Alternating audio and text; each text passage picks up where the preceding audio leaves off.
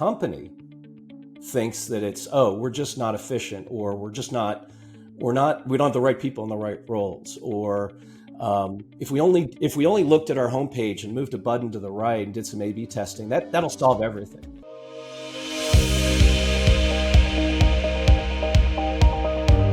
Hey, welcome back to another episode of the Growth is Scaling podcast. Today, we are honored and blessed to have with us none other than Chip Royce. Chip, will you please tell us who you are and what do you do? Thank you, Todd. First of all, for having me. So excited to be with you.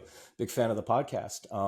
What do Thank I do? you. I ultimately create opportunities for B2B companies and help them uncover indirect sales channels.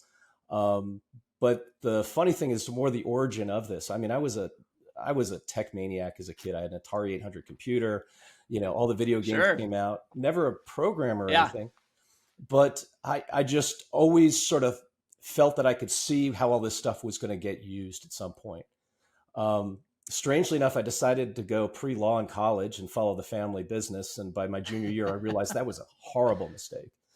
But I was really, really lucky. It's not for everybody, that's for sure. Absolutely. No, I enjoyed it. I enjoyed the intellectual rigor of it. It just wasn't going to be a fun way to go about having a career. And so after school, I postponed that, didn't sit for my LSATs, and instead started working for a neat tech-forward financial services company. So I was helping them evaluate color laser printers and all sorts of cool stuff. But ultimately, my head exploded when I saw the first web browser. What that I remember that day too. Sorry? I remember that day too. Yeah, it blew me away. The first Netscape browser and its predecessor from the University of Illinois, because I said, wow, think of how you could communicate through this thing. And it just blew my mind. So I started a web design business, started doing an internet startup in 1995 before anybody had even heard about that, much less email. Bought the first search keyword ad on the internet with Yahoo. That was the word golf, by the way. But eventually got involved in a wide variety of industries, everything from very small startups to venture corporate, and then even large PC companies, Dell and Lenovo, doing strategic alliances. But during that whole time, I realized, I was thinking about this a couple of weeks ago, really the thread in all of that was partnerships, right? How do you get max leverage by working with others and take what you've got, your crown jewels, and get more out of your company than just trying to do the slog alone by yourself. Right. That's a very, very valuable way to grow and scale. And how do you do that? I mean, how do you, it's one thing to say, Dell, you need to work on partnership programs, and they did it, and they exploded, and they have tons of partners.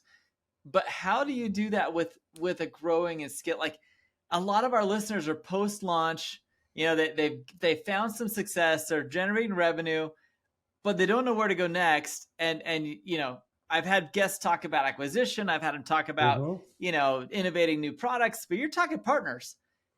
Tell us about that, because it's such a valuable resource that a lot of people don't tap into soon enough. Yeah, well, I think there's a couple of reasons for it. Of course, if you're in the food industry, you're going to go through distribution in order to get in the grocery store. You might be savvy enough to sell directly first, because that's a great way to build the brand and get some leverage in those conversations. If you can. Yeah, if you can, exactly. But if you think about, like, in the technology space, especially over the past 30 years, where everything's been direct, put your Google ads up, use social media, blah, blah, blah. That's fine. And it gives you some semblance of control. And it certainly gives you the ability to prove your thesis. But something that I see all the time is that companies sort of hit sort of a growth plateau because they've exhausted that direct channel, or at least what they think are the boundaries of that direct channel. And if anything, going indirect sometimes allows them to be a little bit more self-reflective in the eyes of a partner and see where their value is. But I've also found a lot of the time by leveraging a lot of the experiences I had through those 30 years, that there's some pretty simple playbooks that are out there that just folks haven't seen lately, and are able to utilize and put to work. And all of a sudden, boom, triple or quadruple the business with a lot less effort if they know how to do it correctly. So Chip, stop for a second, because I think I want to catch everyone up to speed here, because you just said a lot of things that seem very casual to you and in your mind. And a lot of people listening are like, wait, What did he just say? What you said and what I heard you say is that a lot of businesses don't recognize when they're hitting a revenue plateau. And they also don't recognize that when they do, because if you're listening and you haven't, you will. There's always this stage where you launch, you're growing, you got revenue, and then all of a sudden you start building teams out and you kind of stagnate. There's natural. Yeah. Oftentimes you get that revenue plateau, especially when you start spending money on teams. Where are you seeing this disconnect? What causes this? When you look at a business and you talk with a business owner and you start understanding what's going on in their business, what are you typically seeing as the causes for these revenue plateaus? Because there's more than one reason, but what do you see? That's a great question. And I think there's two answers to it. The company thinks that it's, we're just not efficient, or we don't have the right people in the right roles, or if we only looked at our homepage and moved a button to the right and did some A/B testing, that'll solve everything. No, and it's good. Everything. Use the data you have. But I think there's the other answer to it. What's really going on is a two-part thing. First of all, it's become so data dependent. We live in our Google Analytics. We look at our customer data, but we don't realize that we probably don't touch 99% of the available market. And yet we fall back on the data because we're told to be data driven. So that's the first sort of blind spot. Totally. But I think the second thing is that we convince everybody, even myself, I'll admit it, right? We all get so convinced that we're right. And we've got to slog through. You hear this concept of imposter syndrome, right? Yeah. Which I think is a result of, I've got to convince everybody I know what I'm doing in a small dynamic situation where we can't hire in the world's best marketer and the world's best salesperson. I got to do some of that myself. Right. I think the result of the imposter syndrome, to try to keep my answer short, sorry, I tend to go on a little bit here, but that is that people convince themselves so strongly, they don't know when to let that go and say, maybe something's changed. Maybe what I thought was a truth before has changed a little bit and I need to adapt. And often I'd argue they just need to build better bridges with their customers to get that information and find out what would delight them, what would make you happy. So if I can do it, I just reduce so much friction in my business. So I love what you're saying, because I do feel like the best resource for any small business and anyone trying to grow is your current customer base. I mean, there's literally so much you can learn from them. They'll tell you what they like. They'll tell you what they don't like. They'll tell you about a good experience they had with your team and the bad experience. Probably more bad than you want to hear, but you need to hear it, and you won't hear it sometimes unless you ask them. So how do you help companies kind of put together the strategy to feed off of this customer feedback? Well, there's two aspects to it, right? First is, I think, just the general business. Even if somebody said, look, Chip, I don't really want to pursue indirect channels. I've got a good direct channel. I need to figure things out. I'd be like, great. I'm glad you got that focus. But I believe we've already, and think about it, we've got generations of younger people who have grown up digitally. They're not that, they'll share feedback, but they'll tend to do it with their friends and family or colleagues more than they will the company. So the first bit of advice to your question, I love it, is figure out how to collect that feedback with the least amount of friction you possibly can. Okay. And that means no 3-page surveys that's only 15 minutes, but it takes forever, because you're going to kill any enthusiasm people had about helping you improve your business. 100%. I think the second how do you do it then? To that, though, is, especially when you work with indirect partners, which, say, hey, look, there are these opportunities, but you got to figure out win-win outcomes, right? Say, hey, partner, can you collect this information or use my technology stack, right? So that I can see what's going on and better support you and better support the customer. The last thing you want with an indirect relationship is to be completely cut off where you're blind. You're just shipping out product or delivering your service and not really knowing what's going on in the back end. I'd argue that's the bad way to do it, because now, even if it's accretive on a revenue basis, even if you're finding growth there, how sustainable is it if you didn't learn something from it? Not. It's not sustainable. And I think that as companies are trying to reach into their customers for information, I think there's a couple things you need to be looking at. And I think you're right on, is don't make it complicated for them to give you feedback. You need their feedback. You need to know what they're still in need of. And so when I work with a client who's trying to gain this kind of customer feedback loop that they can have open with them, it's trying to determine, okay, A, I want to know how to serve you better. And B, what else can we do for you that we're not seeing? Because oftentimes companies don't recognize there is a huge revenue potential with their existing customer database. No, you hit on the head. So like, think of the how do you software work through company, that? right? Yeah. They're going to spend all this time. So Todd, let's do a little role play here. You are now the chief buyer of a piece of enterprise software that my company provides you. How many times would you just hear from the sales team and support team to you, but yet you've got 20 employees who use the application? And I'm just fixated on you because you're the head honcho, not realizing that those 20 people are voters. They all have a say. And at some point in time, they might go, hey, look, we really hate the software. You either get rid of it or we're leaving. Well, and they're likely the only ones in the software because the founders, the buyer's not even in the software anymore. They got a team doing it. Well, and by the time I figure out that they're not advocates for it anymore, their vote is negative, it's thumbs down. I've probably been replaced already because they don't normally say, hey, look, Chip, please, we don't really want your software anymore, but give us 9 months while we find your replacement. Right. That doesn't happen very often. So think of the value if you can establish those relationships beyond just kowtowing to the senior exec. I mean, think of how important those people would feel. Say, hey, look, I care about you. I understand you're just an admin, but how do I make your life better? And I think that goes a tremendous long way, especially in today's world where very few companies do it. I think you can stand out.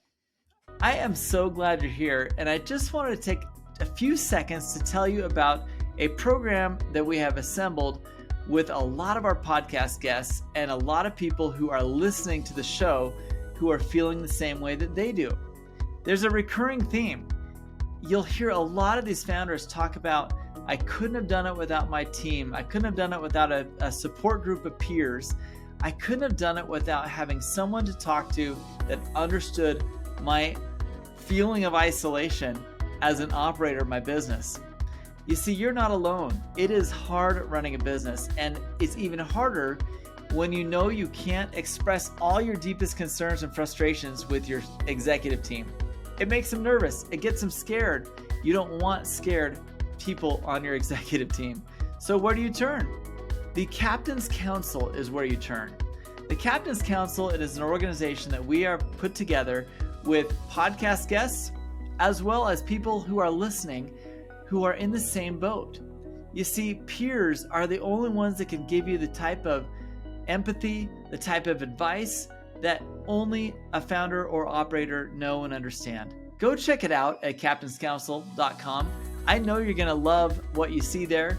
We have put together an organizational structure that has small group settings, a global community of founders and operators, as well as monthly and quarterly in-person events. You're going to love what you see there. I can't wait for you to check it out and enjoy the rest of this episode. Agreed. I used to have a boutique business, an audio video company, and we had suppliers, speaker suppliers, wire suppliers. We had, all sorts of different suppliers that would come visit us at our showroom. And I'll never forget, there was one speaker supplier who made it a point to get to know my estimator. They'd take him to lunch. They'd take him out all the time and talk to him about products. They'd let him demo things. And it didn't matter what product I wanted to sell. Every time he was doing a proposal, that company's speakers went into the bid. And I'm like, no, I want to do these ones. He's like, no, these are way better. And I was like, okay, all right, whatever. If he's taking care of it, we'll just run it that way. So it was a very eye-opening experience for me as the operator of the business. It was kind of nice. Not to be cynical, but I think the guy's doing the right way. No, he could be really salesy and schmoozy, but that's not going to last, right? That estimator, if he gets hit over the nose a few times, he won't do it for the guy's benefit, even though he got a free lunch out of it. But if you truly build that relationship and find ways to distinguish yourself, I mean, it's crazy, and the return on effort and return on investment is so low. So I definitely am a huge buy-in to what you're talking about. I love the fact that you're bringing up talk more to your customers, offer new services to your customers, make their experience with you even better. What else is going on? What else causes this stagnation of growth? Because you've seen it, I've seen it. A lot of times they've got a great product, they've got a great audience, but they're pretty fixated. What else are you seeing that they get stuck with? Why is their revenue stop? Sometimes I also see a great vision. They just haven't timed it right. Ooh. So, imagine, and it's hard to give you a tangible example, but I have seen it where, it's a product driven company. They got great tech and they're like, you're going to need to do this. They're absolutely right. But the customer is, that's step D or E or F. Right. And they're still at A, B, or C. Right. And so, for instance, think of their market materials. The market materials might be like, hey, we're going to solve world hunger. And it's like, dude, I just need my next meal. Right. Right. If you can give me the next meal, I'm in a great place. Yeah. And they don't realize is the price and sophistication and, they didn't make it easy to digest, if I stay on the food metaphor, that those first couple bites, to take them down the path of where the real big breakthroughs could come from. Right. Right. I see that. So how do you help customers see this? How do you help company owners who are kind of stuck there see that as being a problem? Because I honestly feel like a lot of businesses stay stuck in their revenue plateau for a long time because they fail to recognize they're in a plateau. What are red flags that you see when you start an engagement with a company that you say, oh, duh. Yeah, here's the problem. Are you see what kind of red flags you got? There's a couple red flags. The first is brought on by the entrepreneurial process itself, which is, do more with less. Right. You might have heard the term R&D, and I don't mean research and development, meaning rip off and duplicate. And what I mean, and I say this nicely, right, is wow, you might have a couple coffees with somebody and say, hey, really, I think that there's an opportunity for you to do X, Y, and Z. Right. For instance, one of the areas that I tend to work with is in technology commercialization. Somebody may have a material or a software package, and it could be used in so many different places, but they don't really know the right order of operations. Where do I start? Where's the right level of investment here and there? And sometimes just through some neat brainstorming, we'll come up, hey, I think there's an opportunity with this market and this market. Right. And all of a sudden the phone goes dead. Right. And why? Because they were sort of trained by the process to just, oh, great, well, I could go after this market. And only if I get stuck, maybe I'll call somebody else from the outside to come help. Sure. And I can understand it, but is that the best use of time? If you're a CTO or a very technically driven person, it might be easy to start calling around to the companies, but do you have a process? Do you have the infrastructure? I call it partner ready. Sure. Are you in a position where if they said yes, you would delight the heck out of them? Right. And their customers. Most people are not. Because it's very easy for them to sign a partnership agreement. Yeah. It's another for them to deliver the commitments on it unless they're prepaying for what you do. And most folks won't do that. Now, a lot of people listening are probably thinking in their heads right now, all right, you're talking about partner programs. I've been taught about affiliate programs. What's the difference and how do they mesh? How are they different? And what do you suggest people go for first? Like, what's an easier play for the typical business founder? Well, that's a great question. Part of it is industry driven. Yeah. And part of it's opportunity driven, right? So there are a wide variety of things you can do when you're creating an indirect channel. You could find distributors who you sell your product to wholesale and will get it to the end user. So that you might see that in grocery. Your point about like a B2C or a B2B company that's got a simple product, they can set up an affiliate program, which they're going to pay people for sending in leads. Right. Basically, you do the marketing and I'll give you a piece of the pie on a closed deal. Exactly. Great, simple way of doing it. There are also some more complex ways of doing it, like being part of a marketplace. So if you have a physical product, you might try to sell it through Amazon or eBay. 100%. So you're more in control as the seller, but you're utilizing their channel. And then you even have marketplaces like Salesforce or Shopify, which are trade platforms, right? Salesforce is a customer relationship management piece of software, but they allow other companies to layer on their software to help make that process better. Or I've had a few of those. I've had a few amazing guests on the podcast who literally their entire business is a Salesforce application that they build on top of Salesforce. I mean, It's amazing. And Shopify, same thing. You can build an entire business model without having to build a piece of software. Just an add-on, plug Yeah, in, and so, whatever. but you could also take it a step further. Yeah. So, for instance, I had a client called One Price Taxes. They were never really marketplace driven, but it was a direct to consumer, prepare your taxes. And by the Gotcha. way, they were cheaper because they figured out how to update 43 states and the federal taxes every year Wow. at perfection. Wow. So they could charge less than the big guys. The weird Interesting. thing is that going up against the big guys, they had such big marketing budgets. There was no way to beat them. Yeah.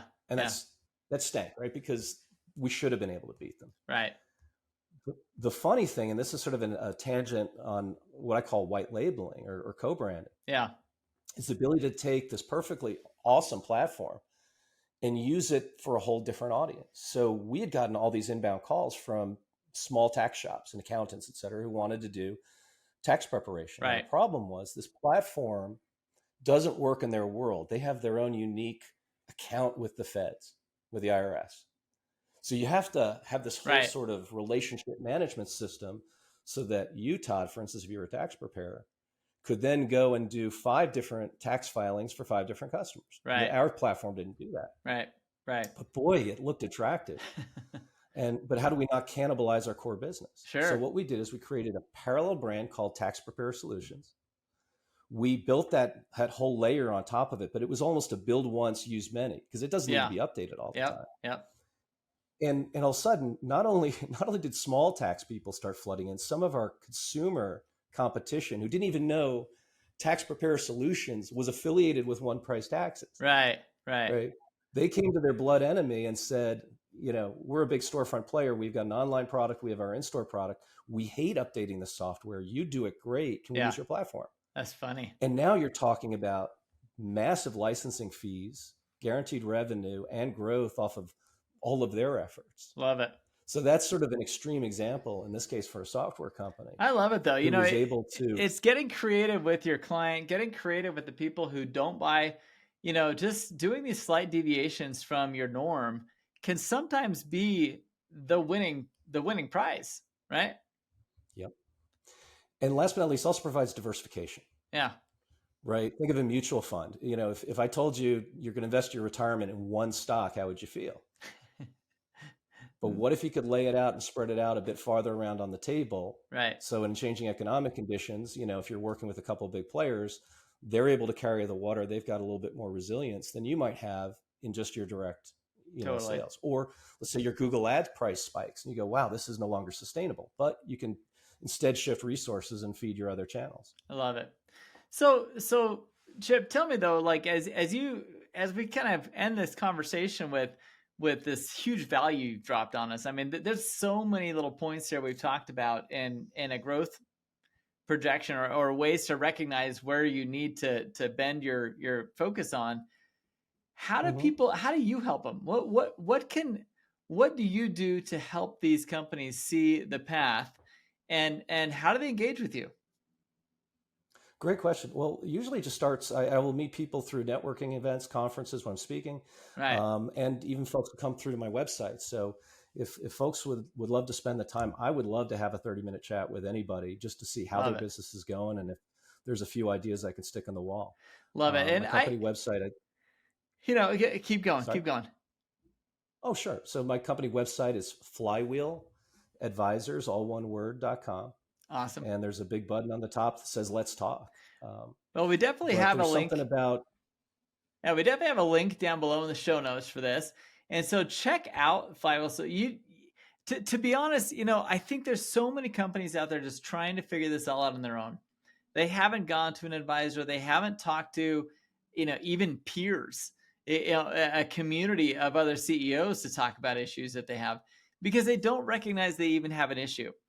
So for those listening, I got to tell you, this is a recurring theme I'm finding with companies is that you've got to take a step back, look at your past 5 years. A lot of people see a cycle where you launch, you go, you generate revenue, you're doing well, and you're just maintaining. You're still profitable, you're doing all right, but you're still maintaining. You have got to have someone like Chip in your corner, or go to a peer community, or do both, and have these people in your corner helping you see, oh, dude, yeah, I got stuck there and this is what I did. And all of a sudden I diversified and boom, I found my real target audience was this, not that.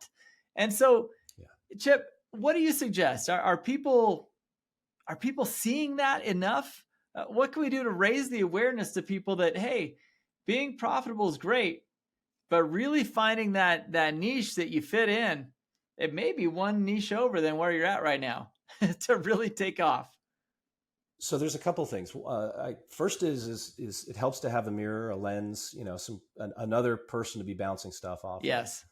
So one of the things I do is just pure advisory, where I'll sit in team meetings and sit with the CEO a few times a month, and it's very low touch, but it's just to be there to help provide thought, ideas, and a counterbalance. Right? Love it. They're too strategic. Hey, what are you thinking about in terms of execution? Right. If they're all execution focused, it's like, okay, but what's the underlying strategy? Because if I'm asking, your people are asking. Totally.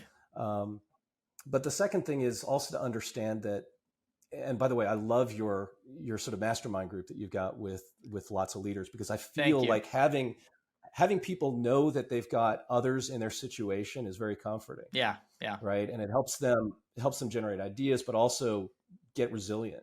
Right. But then the next step past that is if one of your peers says, hey, you really need to go look at this, just be honest with yourself. Do you have the skill set and experience to having done it? Right. Because it could be a great idea, but you could really step all over yourself. It could also be a huge distraction, right? Yeah. How do I not make this a distraction? How do they make this a good use of time and capital? Right. Because let's be honest, especially in the tech world, capital is not flowing freely the way it used to be. No. And that means time is money too. So if you're thinking about these things, I think, the advice I give to folks is be as efficient as possible with your time and your capital. So that if you're going to do it right, because you're not necessarily going to get 2 or 3 swings at it. Love it. Chip, I love the conversation. I love where it's gone. I love how we were able to bounce off each other there to provide value. And those listening, if we provided the value, do us both a favor. Share this episode with those that need to hear it. You all know people that need to hear things like this. And if you're dealing with it and this has been a value to you, don't hesitate to like, share, subscribe, be part of the community, jump in and get on a call with Chip and find out how he can help you and potentially help guide you to that next place you need to be to really explode your business. Chip, thanks so much for being here. Thank you, Todd. It's been a pleasure. Hey, and welcome to the backside of this interview. I don't normally call it the backside, but I will say that was a fun conversation. I really like Chip. I really like what he's doing with his business, and I know that the conversation will help you. There are things that we talked about in there that are going to help you figure out what the red flags are for your business. What do you got to be doing? What do you got to go next? And what is going to help you get to the next stage of growth? If you haven't figured that out yet, you've got to get somebody like Chip in your corner, or you've got to join a community, a peer group like Captain's Council. That's right. Captain's Council is the sponsor for today's episode, and captainscouncil.com is where you can go to find other leaders, other people just like you, dealing with challenges, dealing with the isolation of feeling like you're trapped as a CEO and you don't know what to do next, and you don't want to tell anybody you don't know what to do next. So what do? You find a group of peers. You find other CEOs that aren't embarrassed about their inability to know the answers to every question. You come to a peer group like Captain's Council to find resolution for your questions, to find solutions for your problems, and to have somebody keep you in check to make sure that you are prioritizing the KPIs you want to be doing. An accountability group of sorts, an advisory board of sorts, of people actively running businesses. You've got to check out captainscouncil.com. Join us. We'd love to have you, and we appreciate your support of the Growth and Scaling podcast. We can't do it without you. Thanks so much for supporting us, and we'll catch you on the next episode.